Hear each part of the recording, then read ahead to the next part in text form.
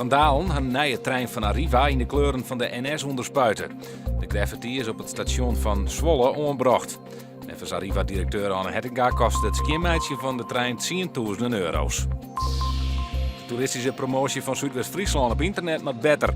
Vooral voor buitenlandse toeristen is het nodig om goede informatie over Zuidwest-Friesland als vakantiegebied te vinden op internet. Zo die blikken op de ledengeerkomsten van de VVV Zuidwest-Friesland Justrion in Heeg. Woningbouwstichting Accolade neemt Joet en Moon de skeer op die door het heien onder het nijbouwplan Takonishof op het Jereveen ontstien is. Mandje waard het heien voor de bouw van 59 huizen stil door de gemeente. Accolade had 4 meldingen van skeer binnenkregen. De corporatie onderzoekt de consequenties van de planning en de kosten als de pjellen te nijboarren worden matten. Net sinds de minne wenningmerk worden in Boornburgum van een beetje 15 nieuwe wenten opleveren.